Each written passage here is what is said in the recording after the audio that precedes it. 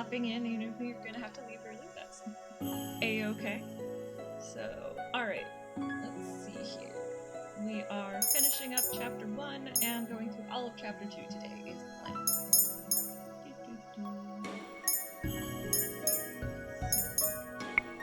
Should they automatically... Yes, good, okay. Oh, I will thank you for letting me know. I will turn that down a bit. Oh, wait, what's that? No, wait. Huh.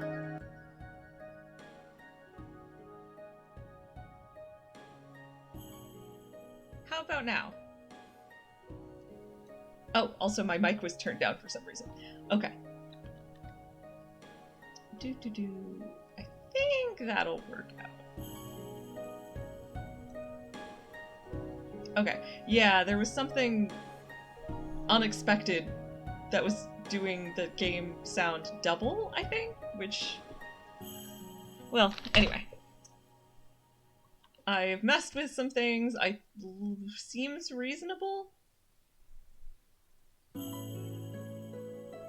That's fair. Alright, well, let's get started. Let me know if there's any other sound issues. Right, so we had... I stopped right after they,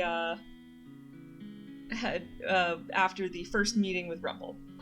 So, parfait. Rumpelstiltskin. Lucette. What is the fairy tale about? Delora. Silence. Delora does not do a good job of hiding her laughter. She snorts and I cross my arms, embarrassed. Lucette. Mother burned the fairy tales in the palace before I got the chance to read all of them. Delora. Fine, I'll keep it short.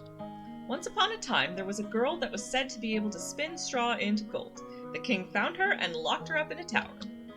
He said he wouldn't let her out until she turned all of the straw in the room into gold. But the girl was just a regular human girl. She knew she would never be able to turn the straw into gold and feared she would be locked up forever. That was when an odd little man appeared before her and offered to do the job for her if she gave him something in return. The girl gave him her necklace, and the man spent the rest of the night spinning the straw into gold. However, the girl wasn't released. The second night she was given more straw to spin, and the little man appeared once more. This time, she gave him her ring. On the third night, the king ordered her to spin the straw one last time, and if she did, she would be released and made his queen. However, that night, the girl had nothing left to give the little man, so they made an agreement. He would spin the straw into gold for her so long as she gave him her first child. Parfait.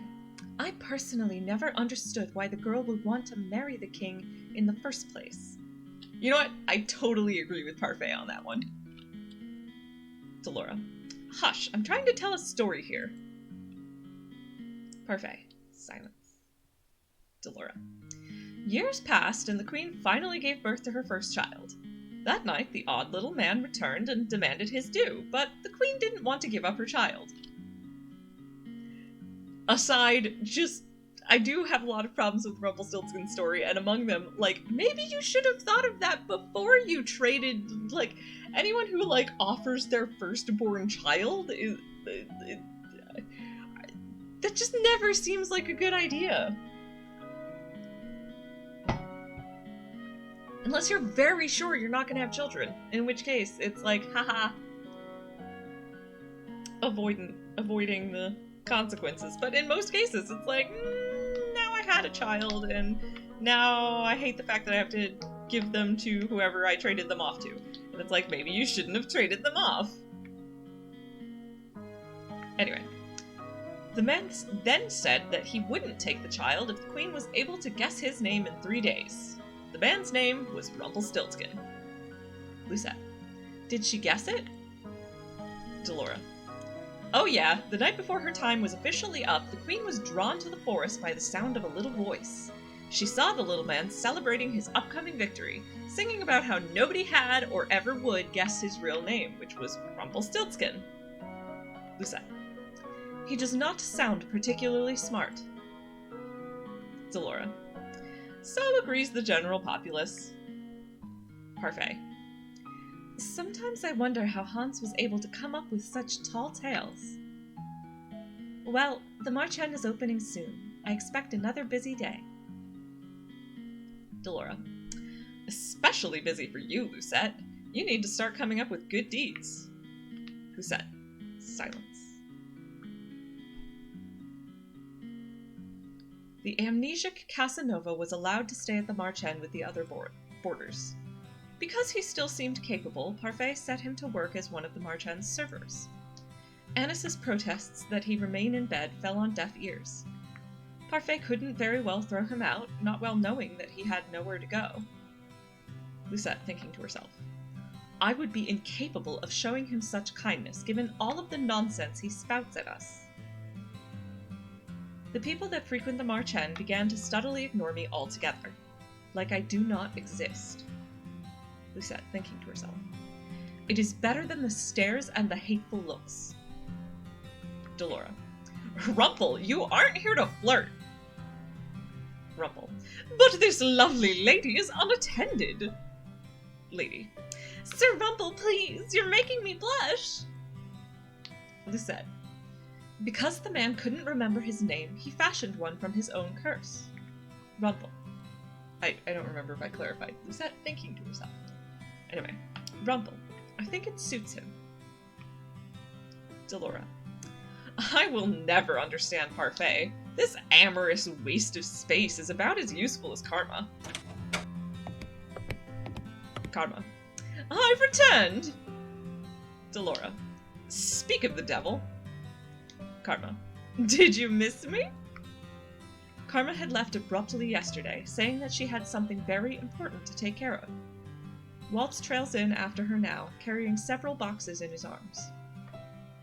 Waltz, why am I carrying these? Karma, because you made me run that errand for you at the toy shop the other day. And because gentlemen carry things for ladies. Waltz, I'm going to drop them now. Karma, those boxes contain very important contents. Anis, welcome home, Miss Karma. Nice to see you survived the trip, Waltz. Waltz, thank you, Anis. Rumple, silence. Ah, yes. 1 second, I'm going to turn some light on. Feels ridiculous that it's 4 p.m. and I'm having to turn on lights, but winter. Alright.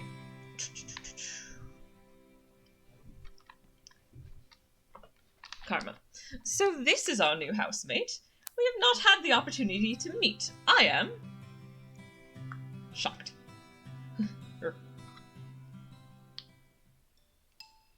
We are all surprised when Rumple suddenly reaches out to grab Karma's hand. Rumple. My life before this moment has been a depressing monochrome. Now that you have entered my bleak existence, I see everything in beautiful blazing color. And nothing shines more brightly, more vividly than you. Karma. Silence. Rumple. I am Rumple, my sweet. Let us talk of marriage. Karma. Silence. I stare at Karma, waiting for her to flirt back. At the very least, I expect her to wave Rumple away for being a fool. But she remains eerily silent. Rumple. Answer, my angel, I beg of you. Karma. Keep. Rumple. Say the word and it's done. Karma. Your filthy hands off of me. Rumple. Ow! Waltz. Not again. Karma. I would never be interested in the likes of you. Man. Go on, lad, give him a good beating, like the one you gave me. Rumple. My queen, there is no need for violence. Karma. What did you call me? Anis. Please calm down, Rumple is still recovering. Lucette. What is going on? Waltz. Karma is a man. Doesn't take kindly to being flirted with. Or proposed to. Lucette. Silence. She is a man? Rumple. But your voice! Your face! Not reading that one. Okay. Your body. Let's call it your body. Rumple. Ow! Delora. That's what you're focusing on? Pervert. Did I say that that was Delora? I don't know. Doesn't really matter. Anyway. Rumple. I worship all aspects of the female form, but my particular favorite has always been... Ow! Delora. Do yourself a favor and shut up. Lucette, thinking to herself. I never would have known, but why would he do this? Silence. Karma. Don't look at me like that. I have my reasons. Lucette. Is it because of your curse? Karma. Silence. Yes. Rumple.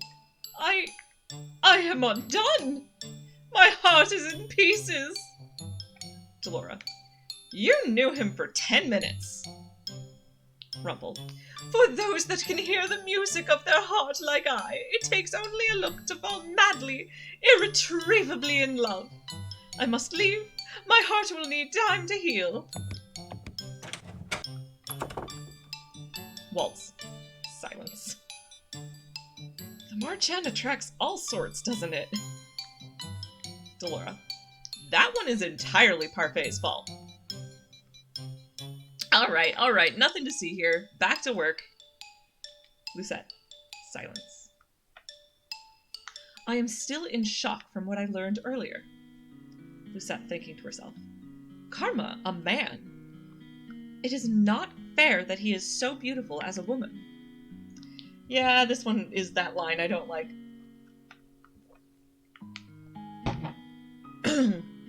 It is not healthy or reasonable to compare people because beauty is subjective.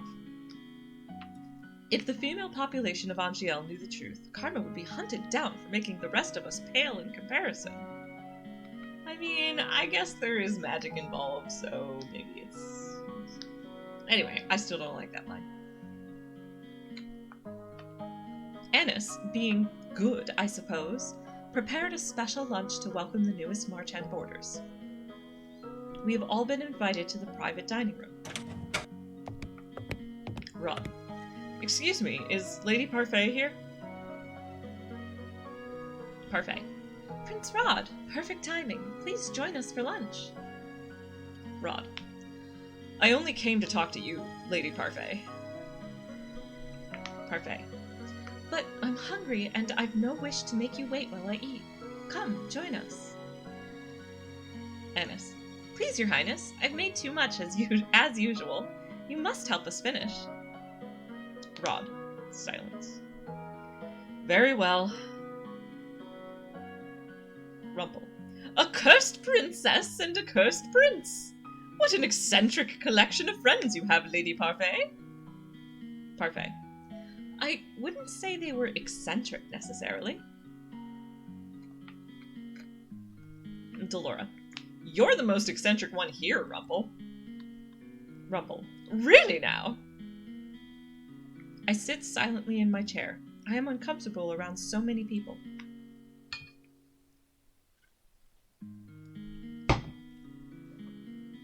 Even when Mother was alive, I had all of my meals alone, since my parents were always too busy to sit down for meals with me. The meals with Ophelia and her children were also always awkward and silent.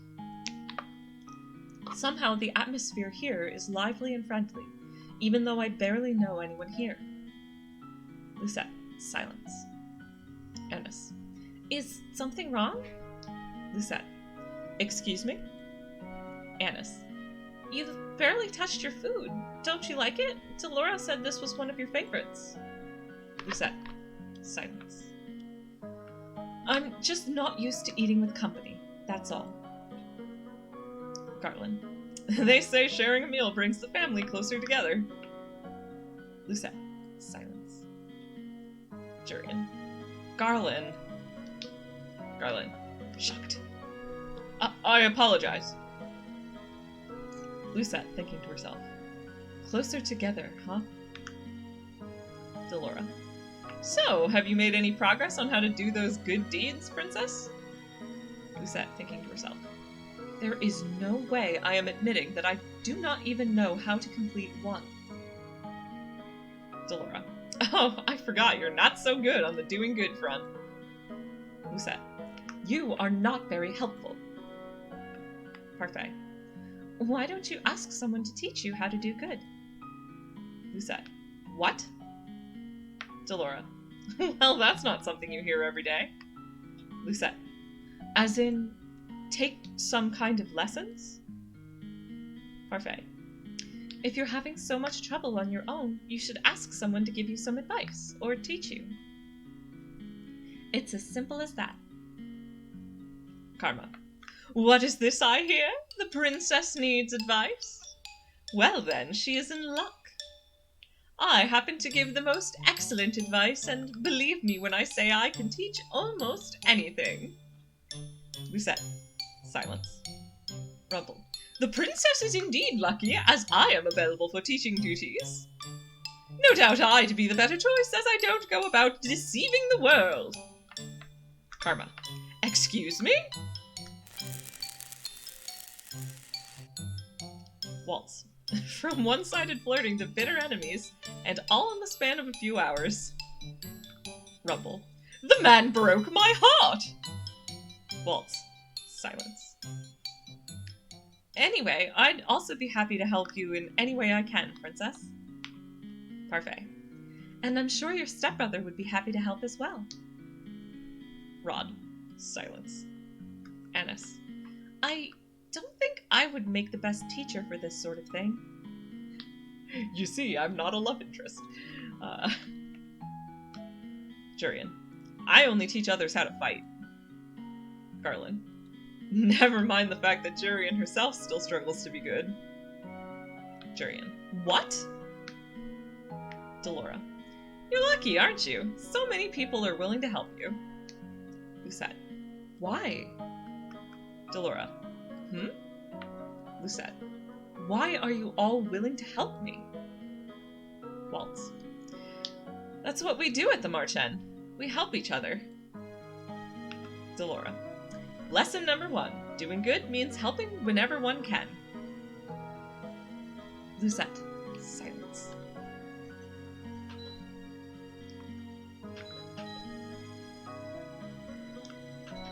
Sorry, just turning up my space heater. Anyway, Waltz. Just let any of us know if you want our help. Lucette, thinking to herself. Trust no one but yourself. You need not care for anyone but yourself. This is what Mother and the last few years have taught me. Out loud. Is it out loud? Yeah, no, I guess it's, Oh. Welcome back from commercial mode. Okay, let's see. I'm actually not sure if this is her speaking out loud or if this is after the thing, because it feels more like a thinking to herself thing. But anyway, Lucette. I have always been alone, and it is easier that way.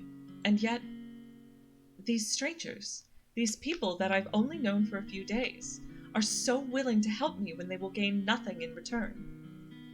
Is this the goodness I was meant to see, Father? How can I even begin to trust and care for others when I have forgotten how to do so? I am slowly beginning to understand what I must do. Chapter 2. The Decision. Lucette. I don't see why this is necessary. Delora. Of course this is necessary, Princess. You work to show you can be useful. Lucette. Silence. For the last half hour, Parfait and Delora have been debating what chores they want to give me. Lucette, thinking to herself. I cannot believe they are seriously going to make me work, like a commoner. Delora. No freeloaders at the Ch1, remember? And you can't pull the princess card anymore now that you're a homeless peasant. Lucette. Being demoted to a homeless peasant is not my fault. Delora. If you really think about it, it was kind of me to demote you. Lucette. Silence. Parfait. Stop teasing her, Delora. Lucette has had a lot thrown at her already. Delora. I'm only speaking the truth. Besides, working to live is the commoner's way of life, but at least it's rewarding. Lucette. Silence. Delora. But if you do nothing, you get nothing. No food, no clothes, no bed. You are no longer a princess, Lucette. Life here at the Ch1 is comfortable, and you need to work for comfort. Remember that. Lucette. Silence. Delora. What you do is your choice, princess. Lucette. Do I even have a choice? Delora. Not really, no. Which, again, like, Delora, come on. Why would you say it's your choice and then be like, yeah, no, but you don't really have a choice, haha. Parfait. Let's see. How about cooking duties? Delora. No way. She'd burn a salad. Lucette. Silence. Parfait. She could be a receptionist? Delora. Then we'd lose all of our customers. Okay. Bye, T'Pau. Thanks for hanging out. Parfait. That's probably true. Lucette. I am right here, you know? Delora. Silence. Parfait. Sorry. Delora. Do you have any useful skills at all? Okay, and we've said this, like, I think every time I've gone through Chapter 2, but I will say it one last time. Lucette absolutely has useful skills in that she was trained very strictly in, like, everything she would need to know to be, like, not just a princess, but the crown princess, destined to take over the throne. So she has a lot of skills, they're just not manual labor related. And I've also said before, and I'll say it again, like, I feel like she could have probably done something like helping with the accounting, because that feels like something she probably would have studied. But alas, they do not do anything like that, and instead make her sweep. Lucette. Silence. As a princess, I had servants who did everything for me. They cleaned my room, helped me dress. How am I expected to possess skills for things I have never done? Parfait. Aha! Delora. Parfait. I have found the perfect job for our Cinderella. Parfait. Ta-da! Lucette will be in charge of sweeping the Ch1 floors. Lucette. What? Delora. Perfect! Even she should be able to do that. Could you, princess? Lucette. I refuse. Parfait. But look, I even put a cute little ribbon on the broom just for you. It's your very own special broom. Which, okay, also, Parfait, that is kind of condescending. But, eh. Lucette. A princess does not clean. Delora. Hard-headed as ever. Don't worry, I have a fix for this. Lucette. Shocked. Suddenly, the broom flies into my hands. I am pulled helplessly along as the thing begins to sweep the floors. I try to pull my hands away, but they may as well be glued to the broom. They do not budge. Lucette. What have you done? Delora. You should be thanking me. I'm helping you with your duties. Parfait. Delora, isn't this a little too much? Delora. Oh, nonsense. The princess is learning useful new skills. Mr. Broom will teach her everything she needs to know. If the floor is dirty, Mr. Broom will come to life and start sweeping, and it will not stop until the floors are spotless. Lucette.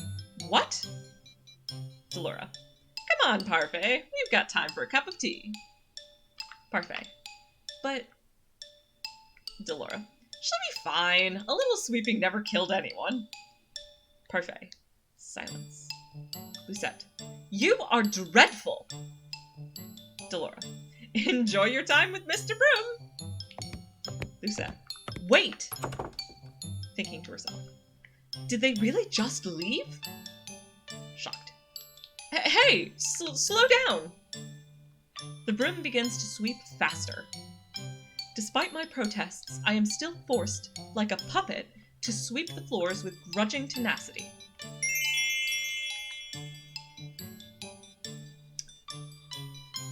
Okay, I still think the little faces are cute, but, you know, this being the 5th time I played through this, I'm, like, having context and thinking about it a lot.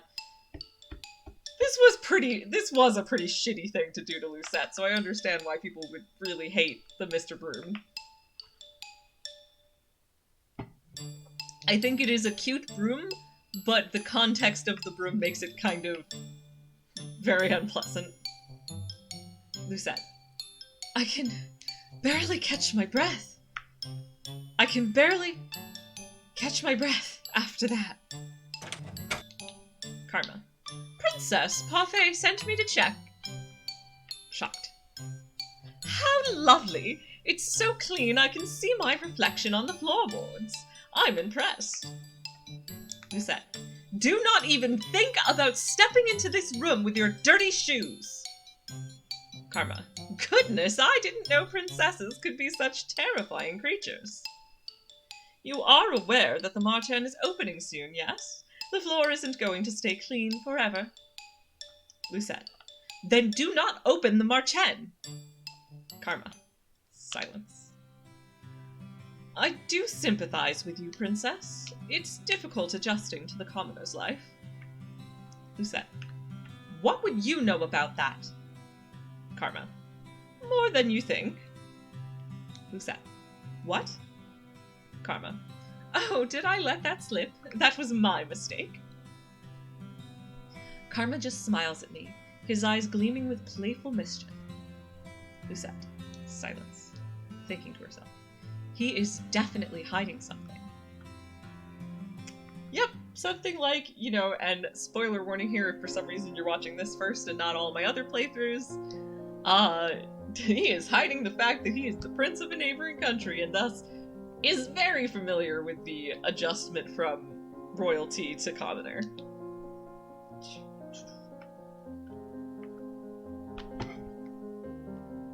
My hands are red and sore from all of the sweeping I have done today. I remember the salve Annis offered me when I first woke up in my room. Surely that will help someone. I apply it to my hands and find, to my surprise, that it is very effective. Most of the redness quickly fades, along with the pain. Lucette. Is this what my life will be like if I do not break the curse? Forced to work day in and day out? I cannot let things stay as they are. I must act. I lay down to rest. Tiredness falls upon me like a heavy, suffocating blanket. I close my eyes and feel myself shift into the darkness of sleep. Despite having slept for hours, I am still tired when I wake. I glance back at my hands and remember the salve's effectiveness. Lucette. Whatever Annis gave me really works. I should ask her to make more. I feel like this is not the last time I will need it. Lucette, thinking to herself. I must act quickly. The sooner I break the curse, the better. The people who offered to help me are all here. Whom should I ask for help? And this is the first point at which we have stuff that is genuinely different from the other routes, as obviously for every romance option I have chosen, or for every route I have chosen the person whose route I was planning to take. And so now we go with our 5th and final option of asking Waltz for help.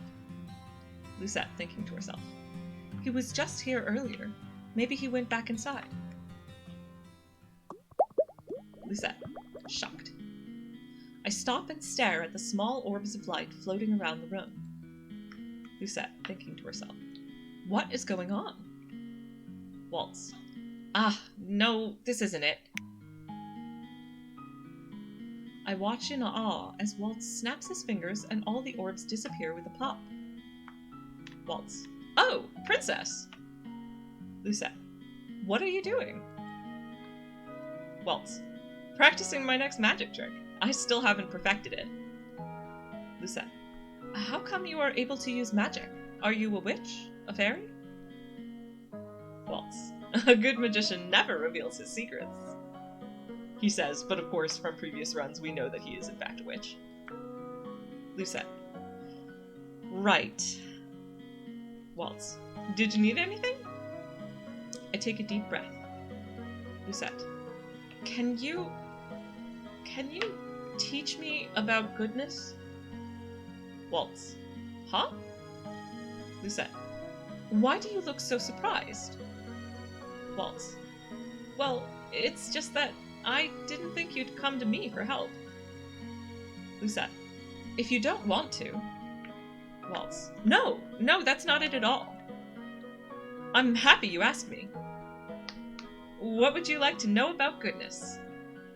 Lucette. How do you do a good deed? Waltz. That is a very broad question. I don't think I can give you a specific example. Lucette. Then, how do I do good? Waltz. Silence. The easiest way to do good is to make someone happy.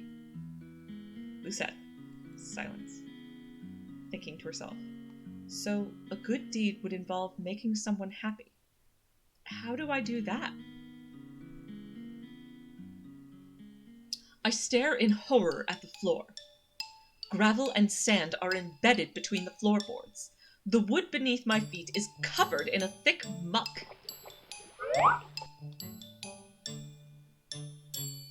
Okay, I still feel bad about finding Mr. Broom cute. Or, I feel bad about still finding Mr. Broom cute, but I do.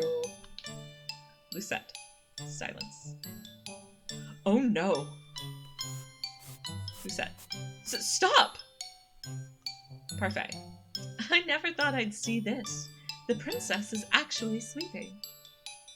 Jurian. I'd say it's more like the broom is sweeping and the princess is just along for the ride. Garland. Lady Parfait, your orders have arrived. Where should I put them? Parfait. At the back, please. Thank you. Ah, whoops. Sorry. I glare at Garland as he begins to move. Lucette. You! Garland. Shocked. Lucette. You are dirtying the floor! Garland. Sorry! Garland dashes across the floor with long steps in an attempt to leave as few footprints as possible. Jurian. This was Delora's doing, wasn't it? Parfait. Is it obvious? Jurian. This has witch having fun written all over it. Lucette. I need water. Parfait. Wow, completely spotless. Lucette. You are the worst. Parfait. Don't be mad at the broom, princess. It is only trying to help. Lucette. It is doing nothing but making my life miserable. Witch. Lady Parfait, I must speak with you. I look up at the witch that has just entered. She is a regular at the Marchen, and according to Parfait and Delora, a good witch. She orders tea here from time to time. Lucette, thinking to herself. She has mud on her shoes! Witch. Why is she glaring at me like that? Parfait. I believe it's because of your shoes, dear. Lucette. I have just cleaned the floor. Witch. Oh, I'm so sorry. I will clean up after myself right away. Lucette. Good. Jurian. Silence. Garland. Silence. Jurian. The princess is something else. I've never seen a witch so frightened of someone before. Garland. Yeah. The witch hurriedly cleans up the tracks she'd made coming in before going to speak with Parfait. Lucette, thinking to herself. Even though Parfait says that Delora and this witch are good, I do not trust her judgment. Especially not when she considers Delora, who ruined my life, a good person. I put the broom back in its resting place before double-checking my work. Lucette, thinking to herself. Now that I am done, I can continue to work on breaking my curse. Whom should I ask for help today? Waltz again, of course. I find Waltz sitting in the corner of the tavern reading a book. Lucette. You didn't strike me as the kind of person that would read books. Waltz. I'm going to take that as a compliment. Though, to be honest, I wouldn't be reading this if I wasn't preparing for one of my shows. Lucette. Shows? Waltz. I don't just do magic shows, I perform puppet shows as well. I have to be familiar with several bedtime stories for those. You should come with me sometime. The children are always so happy at the shows. You might get one of your good deeds helping out. Lucette, thinking to herself. I have never been around children for extended amounts of time. Waltz. You've got to be patient, too. Children can be difficult to handle. Lucette. You speak as if you aren't a child yourself. Waltz. That's because I'm not a child. Lucette, thinking to herself. Waltz hates it when he's treated like a child, especially when Karma teases him about it. Waltz. I mean, to his credit, I guess Lucette has not quite gotten the... I thought that they talked about...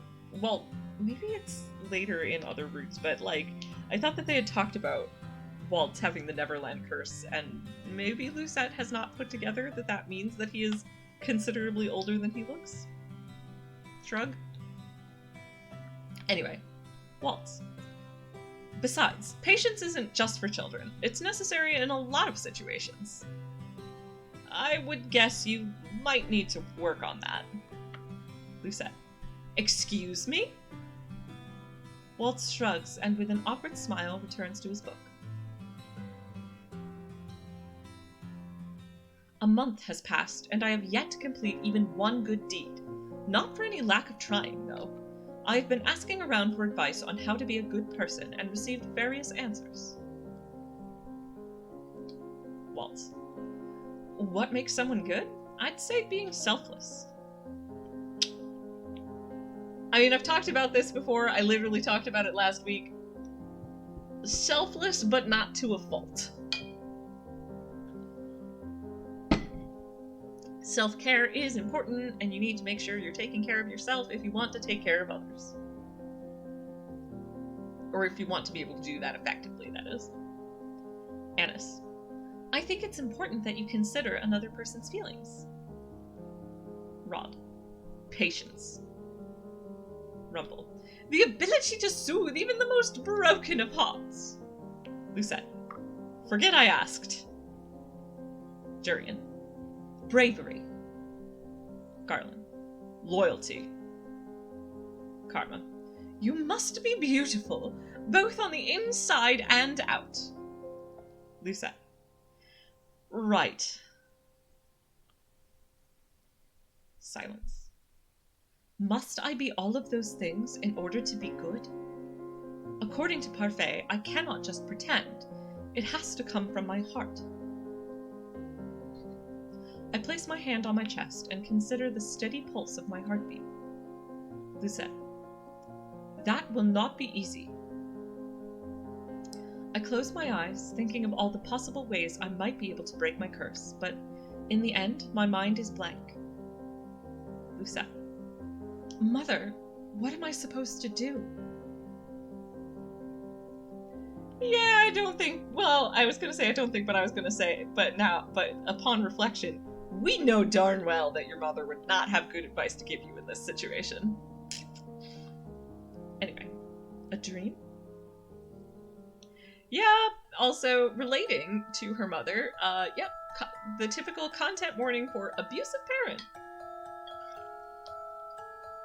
And emotional manipulation for these flashback scenes. Mother. Your personal feelings are nothing but a weakness for others to exploit. That is why you do not show them. You only show them that you are strong. Young Lucette. Yes, Mother. Mother. You must not let false kindness deceive you. People will use niceties to trick you into exploiting your weak emotions. But you can trust me, Lucette. I will never hurt you.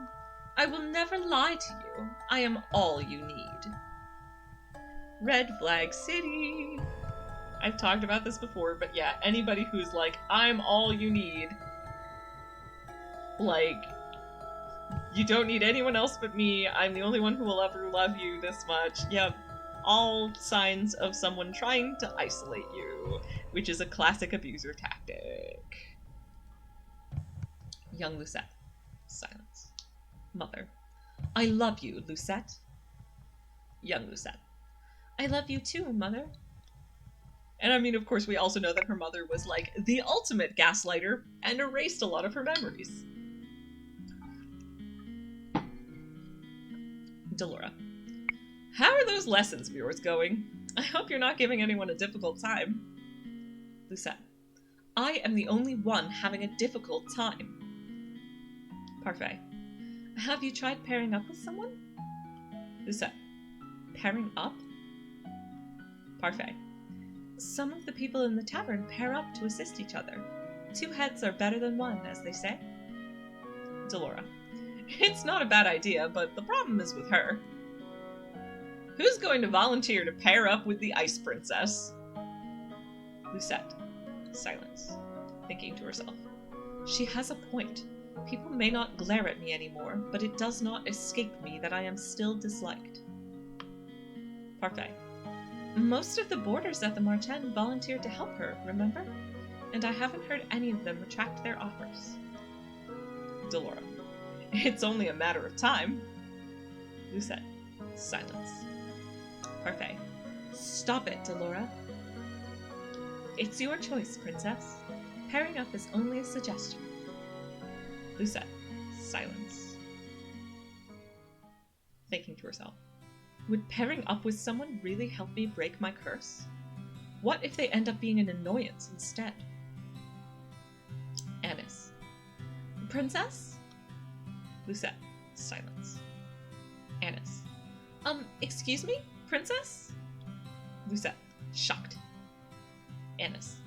I'm sorry for disturbing you, but you've just been staring at your tray, and the customer is waiting for his order? Lucette. Of course. Delora has me helping Annis today.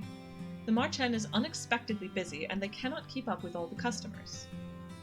Delora. Stop daydreaming, Lucette. Food doesn't deliver itself. Lucette. I do not need you to tell me that. Delora. Silence.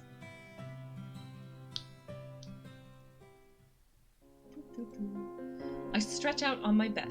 The stiff mattress does little to soothe my aching muscles. I was on my feet the entire day, struggling to keep up with the steady stream of people that came into the Ch1. Lucette. I have never seen the Ch1 this busy. I roll onto my stomach and bury my face into my pillow. My arms and leg protest the movement. Lucette, thinking to herself. I refuse to live this type of life much longer. I need to break this curse as soon as possible. Parfait. Why don't you pair up with someone? Flashback scene, I should clarify. Lucette, thinking to herself. Pairing up might not be such a bad idea.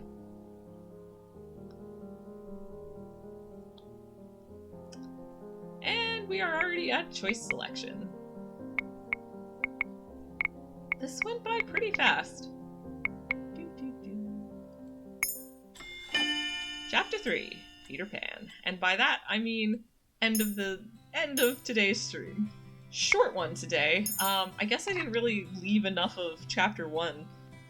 Well, I don't really need to plan it. I was like, maybe I should think about when would be a better place to break it up. But then I remembered this is the last run of this game, so such is the way, sometimes the way. I assume we'll be back to like the between, little over an hour. I mean, this is under an hour, so it's unusually short for these streams, but I think like hour and a half is more typical. So presumably the future chapters will be more like that, so. Anyway, so next week we'll actually be starting Waltz's route officially. So look forward to that. And thank you, this new island who is secretly to Pow, or not so secretly to Pow. So thank you to Pow for hanging out and chatting. Thank you anyone who might be lurking, and thank you anyone who watches this later. I appreciate you all very much, and I will see you later. Bye!